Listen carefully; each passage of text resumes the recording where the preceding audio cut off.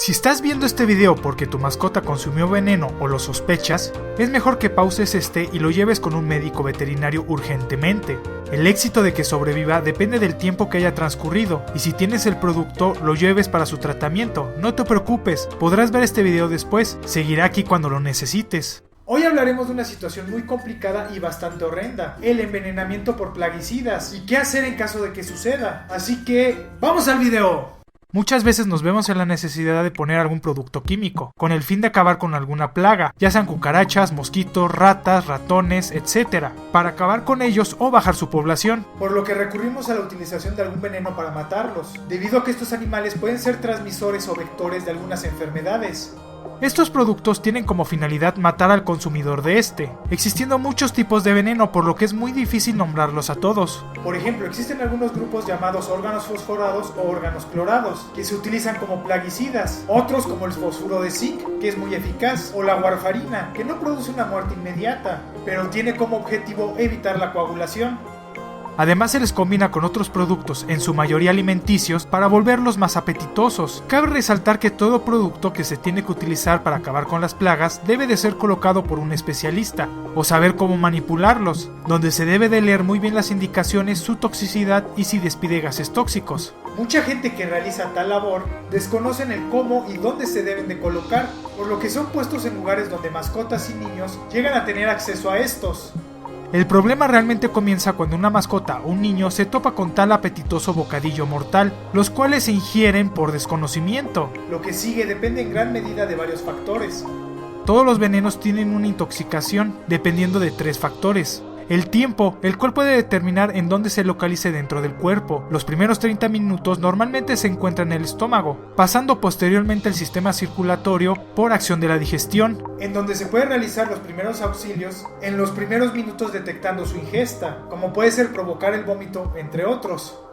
El segundo factor es la cantidad. Mientras esta sea menor, es más fácil que el sistema elimine por vía renal, hepática o digestiva el producto, antes de que entre en crisis y el veneno lo mate. El problema es que estos productos están diseñados para matar, por lo que muy pocos gramos pueden ocasionar la muerte. Y la tercera es el tipo de veneno. Dependiendo de esto, la sintomatología, el órgano que afecte, la rapidez y la cantidad se ven altamente afectadas. En algunos casos sí existen venenos que presentan antídoto, pero si no sabemos qué veneno es, si lo suministramos podemos ocasionar la muerte. Por ejemplo, si yo aplico un antídoto para un órgano fosforado y la intoxicación es por un órgano clorado, se va a acrecentar la sintomatología. Pero muchos venenos no tienen antídoto, como el sulfato de zinc o el etilenglicol, lo que los vuelve muy peligrosos al ser consumidos. Y muchas veces se ignora el problema, debido a que ha pasado varios días y no ha presentado ningún síntoma, lo cual es un error.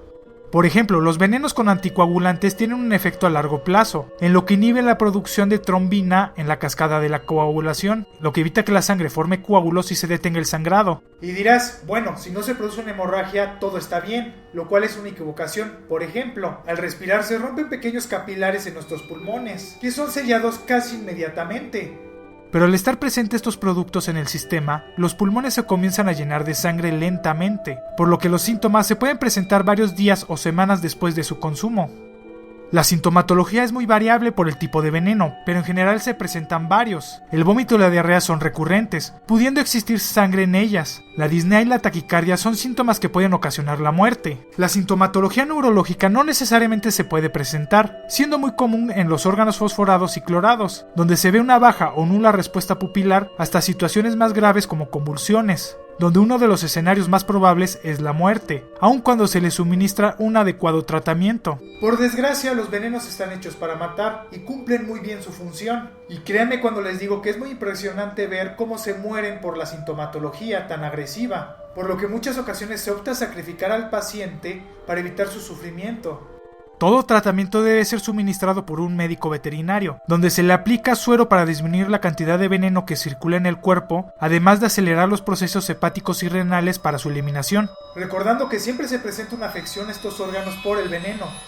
Según la sintomatología se administran antiespasmódicos, analgésicos y antiinflamatorios, y si el veneno tiene antídoto, se le debe de suministrar con sus indicaciones, siempre recordando que el éxito para que sobreviva es muy bajo. Siempre que ocurra esta situación, lleven el producto con sus indicaciones, para que el médico sepa con antelación cómo tratar al paciente.